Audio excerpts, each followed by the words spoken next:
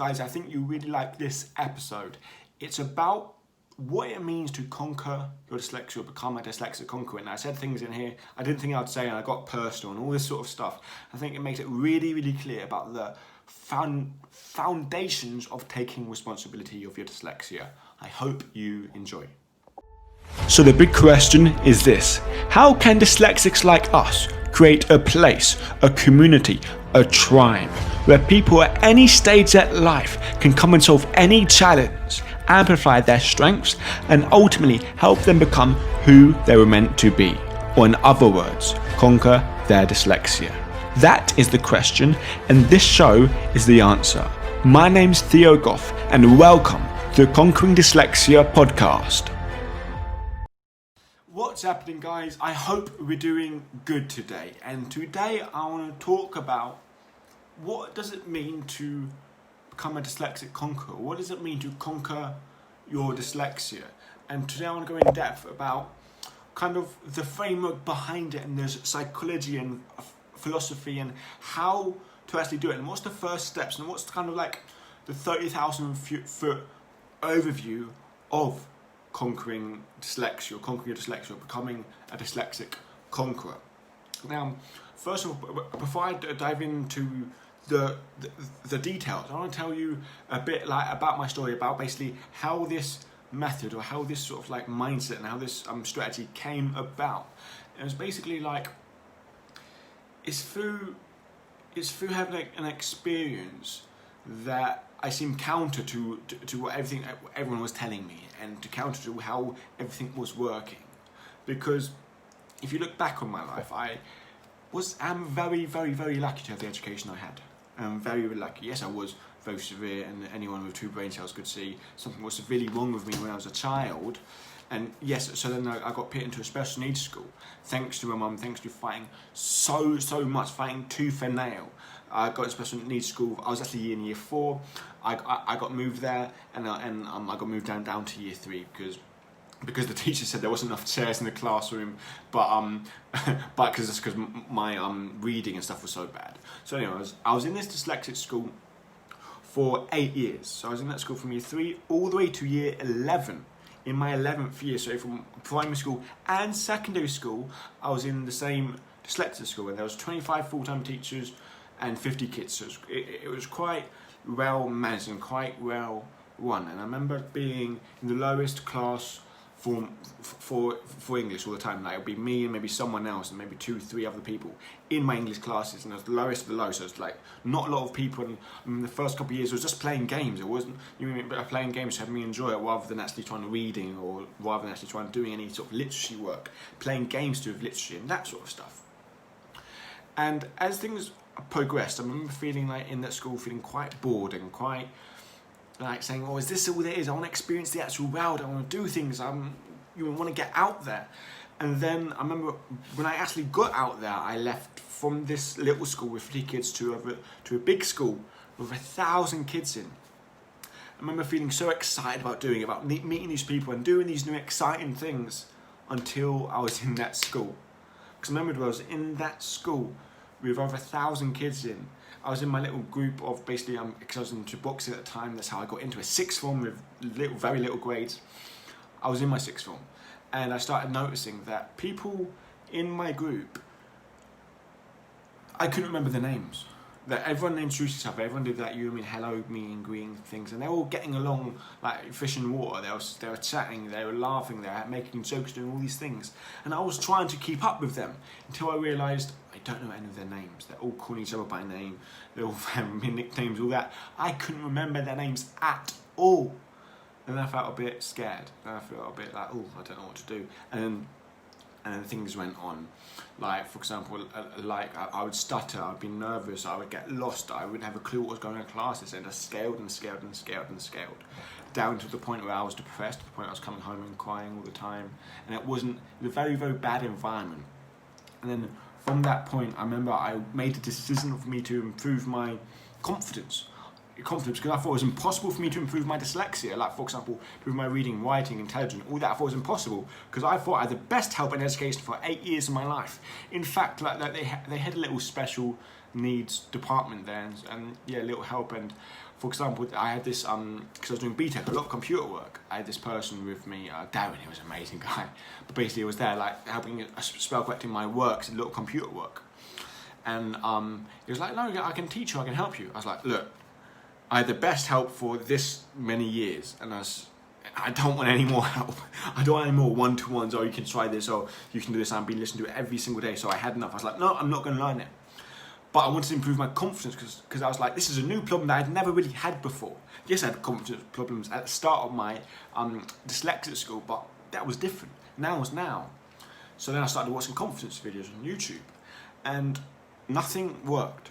I tried a few things, nothing worked, until one thing happened, and this is the crutch of kind of core fundamental about how I changed, and how kind of like how I believe is what it means to conquer dyslexia. What's the fundamental piece in the building block, in the foundation, level 1 in conquering dyslexia. I watched this video of this big guy standing there, this big broad shoulders. I remember seeing his face, it's sort of like a red spotty face, and his voice sounded like a person been drinking and smoking for 40 years. And he said these words to me that changed my life forever. The only way to change your life is to take responsibility for your life. And I remember sitting there, my whole body shaking. I was late on a Wednesday evening, it was cold outside. My whole body's shaking, thinking, oh my God, this is it. This is the answer. This is everything. Like, my mind blew up. It's like, okay, I have to take responsibility of my life to get where I want, because I had been expecting like the whole world to do things for me. For example, oh, you got dyslexia, that means you got this, that means you be in these schools, that means you have to have this help, that means you have to do all these different things being given to me and done to me. I'm thinking, okay, if that doesn't work, it's kind of like, it's just me and it will never work, and that's how it's going to be, because I have the best help and I should appreciate all the help and all this stuff. But I just realised, it's not about any of that. It's not about all this stuff that's happened to you in the past. It's not about what people tell you that your diagnosis are. It's not about all this rubbish. It's about you. It's only about you. It's about what you are going to do what you're going to do now to get where you want to be in the future. That's it. That's it. That's all there was. And I got so obsessed with this idea about taking responsibility. I'm obsessed with really improving myself. Because me realising that responsibility is the answer. Me realising that I don't have to rely and basically put my responsibility to everyone else. Don't put my responsibility to everyone else. Doing that basically meant like that. Doing that, because I keep giving my responsibility to other people, means I lose the power inside myself, and therefore I would say, okay, like for example, I'd put my trust in them, and if I didn't work, it's because something wrong with me, not because of the method, not because of that thing. Okay, if it didn't work, it's me, and I give my responsibility to them, and that's such a mind blow. And I started then, and I got obsessed with improving myself, and then I improved my confidence because I believed I could. I just had to take responsibility for myself to get there. I did loads of different things, and from that point on, everything changed, because taking responsibility, meaning that you can do it. You can do it, and it's up to you to do it. Because there's one saying that I've learned, no one told me, but I learned through experience. It's not what you have that counts. It's what you do with what you have that counts. You can have the best help in the world. If you don't do anything with it, it will be nothing. I want to swear, but it will be just like, it will be nothing. It won't count. But if you don't have all the help in the world, but you have a little bit of help, but yet you do everything you can. For example, if you had to live with one book in your life, if you have to have, for example, there's people out that, think about it nowadays. We have access to thousands of books on our fingertip. We can look up YouTube, Google, all the answers to 99.9% of our problems. Just like that, we can learn anything we want to through the medium of YouTube, through the medium of listening, through the medium of different stuff that works for us as dyslexics. But why don't we do it? Because we don't use what we have. And why do some people in the olden days, for example, when they don't have the internet, when they're just books to read, they can be incredibly intelligent because they did more with what they have. We have right now, is the time in history is the best time to be dyslexic by far. By far. And you may say, oh, about funding, all this. No, by far the best time in history. Why? Technology. Technology gives us such good gifts about this, about that, how to even communicate, how to this. I can do these podcasts and all this. because of technology and because of the way things are going and spell checking and all this stuff. And because right now we can do so, like, we have so much, but guess what? It will mean nothing if you don't use it. It will mean nothing if you don't actually use this thing that you got, because it's not what you have that counts, it's what you do when you have that counts. Social media can be one of the most amazing tools in the world. Amazing tools in the world. But a lot of times, people use it in the wrong way. Like, people let it use them, instead of you using it, and if it let you use them, it will take from your life rather than giving to your life. But if you use dyslexia, if you use social media, it will give to you. Using it, it's not hard, it's not easy to use it. Believe me, I've been battling with social media because I don't like wasting time.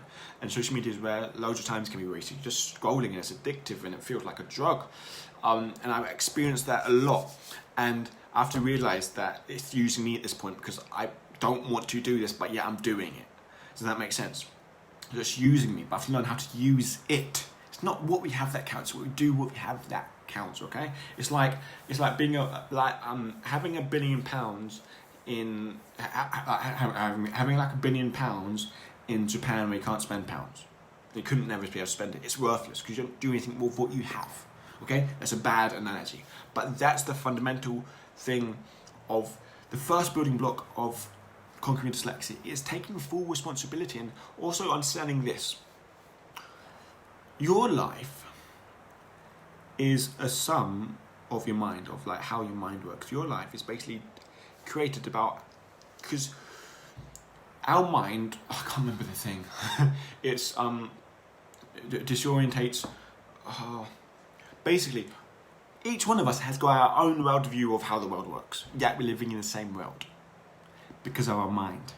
Because we have different beliefs, we have different values, we have different experiences, we have different meanings we pull from those experiences, and that creates a separate version of life that's for us. For example, like those people can hate or like other things as individual, and some people can love their life and some people can hate their life. What's the difference? It's what they do with their mind, it's their psychology. And understand that taking responsibility of your life is 99% understanding your psychology and taking responsibility of the psychology between your head. To conquer dyslexia, to make the most out of your dyslexia, you have to realise the power of what's going on inside your head and the building blocks that make you up. This power, this is so incredible. And that's what I talk about so deeply, and there's different concepts and different things in the Conquering Dyslexia book. If you haven't got it yet, I don't know why, conqueringdyslexia.net/book, get it for free, audiobook, tell you a lot about this. But it's basically the mind controls everything. Like, you can have the best dyslexic app in the world, but if you've got a bad mindset, a bad psychology, it'd always be that way. If a successful dyslexic tutor, all this stuff, if it works, the big thing they're working on is the mindset, is your own psychology, is your beliefs, all that stuff. It's working on, and you have to realise the power of it. The power of it. It's not, for example, with learning, 80% of it is psychology, your beliefs about learning, your reasons for learning, your motivations for learning. That's 80%. 20% is how you learn. 80% is the why you learn, the strategy behind it. That's it. I didn't learn English in my dyslexic school as much as I could have because I didn't have reasons to learn, because my psychology wasn't there. And then I went to my sixth form, when I decided to do it and had the reasons and motivations, it exploded. It completely exploded because my reasons and psychology was there. And that made me the motivation to do it. It's like, for example, you can't learn algebra if you have no reason to learn algebra, but you can learn about the Romans, you can learn about dinosaurs, you can learn about whatever other stuff, because you're passionate about that, it interests you. That goes with everything with your life. Anyway, guys, I want to make this little rant to you about what does it mean to conquer dyslexia, to become a dyslexic conqueror. And this is the first step that you have to take. And also, how does it apply if you're a parent on helping your son with dyslexia, or if you're a special ed teacher? The same concept applies. It's my mum's biggest advice. I would argue it's like, if you actually break it down to the core fundamental thing, with most other human dyslexic coaches, all this sort of stuff helping parents, is take responsibility of your child's education. Take responsibility of that. Don't leave it up to the school to do stuff. You take responsibility. You take responsibility for asking the question, is the education system working for my child? Answer that question, and don't give your responsibility up if the answer is no and you can't do anything about it, of course you can do something about it. And now I'm saying it from I haven't experienced it firsthand with a parent. My mum has, but I haven't. I've just experienced dealing with the system as dyslexic myself. But you have to take responsibility of the fact it's your child. You have to find the right answer. You have to go forward and you have to do it. Okay. And the same thing if you're a teacher, you're a dyslexic person. Take responsibility for your kids' learning. It's all a cycle. How it goes. For example, if you're a teacher, good teachers, when a child's not learning, they say, "Oh, that child can't learn," or "That child's lazy." They come up with loads of excuses. That's a bad teacher. For basically making the reason why that child's not learning. Oh, he's got this, he can't do this, he can't do that. But then a good teacher would say, take responsibility on themselves to teach the child. Now try one thing, that didn't work. Try another thing, that didn't work. Try another thing, that worked, that's amazing. Let's try and store that and remember that in my kind of bank of mind. And let's have this tool for something else if it doesn't work. And you would learn and adapt and be responsible on your own results. Never leave it up to anything else. So taking responsibility goes all the way around. It's like being in a relationship. I believe that the number one thing you have to do for a relationship to work is both parties take 100% responsibility for the relationship. When something goes wrong in a relationship, like you do something and your partner gets mad and upset and frustrated, you say, "What's your fault for getting mad, upset and frustrated?" And the partners go, no, you did this, how dare you? And then you go, well, you shouldn't get frustrated over that, that's a little thing. And you've got different beliefs, different values, different way of looking at the world, and you fight because you are putting the responsibility on each other. Does that make sense? You are putting responsibility on each other. And that's power. And that's basically how I define responsibility is power. What is responsibility is power. You can either give your power away to someone, give your power to your spouse, give your power to the education system, give your power to the parents, give your power only to your child. And when you give the power away to someone else, you lose the power within yourself. Your fault you made me mad. It's your fault you done this actions, and that's why I'm mad. It's your fault. It's your responsibility of how I feel. No, it's not. It's your responsibility of that. Like, when I say your responsibility, I was saying that in the story, what I mean by listen to this, it's your responsibility as an individual of the way you feel. It's not their responsibility of the way you feel. And guess what? If you made your spouse mad, if you done something else, and they're upset, they're angry, it's your responsibility as well. Because if they're upset, they're angry, because maybe you've done some things, maybe it might be something else, it's your responsibility to deal with that. Because you care about them, you want them to do good. You've got to care about them and move them forward. And once you do that, once you start taking responsibility and start doing things to help them, it'll be better because you both take 100% responsibility and you both work to a common solution. And that's magic. And that's how it just works and works and works. Because a bit of personal stuff, because I remember learning just a lot about life in general. And just, when I say life, just learning from leaders that I really respect and really looking at them, like obsessively doing that and making it like basically a core values of myself. I remember being in a relationship now, is that 6, 7? I don't know time-wise. I'm rubbish with time. But anyway, I was in a relationship with this person for about a year.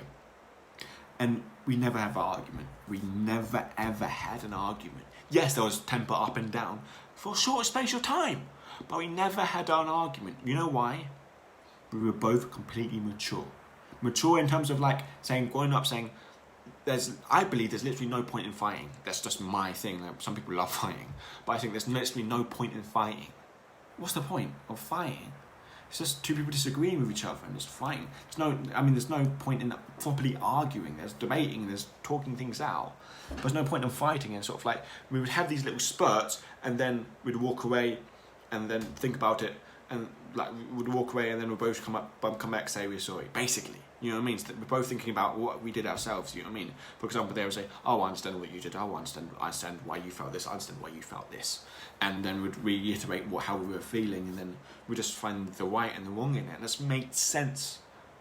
Does that make sense? It makes sense, and there is an answer in all this rubbish, but you have to take full responsibility of yourself and don't put your responsibility in anyone else. I hope I got that thing clear for you, loads of stories, and it just took a different track than what I expected.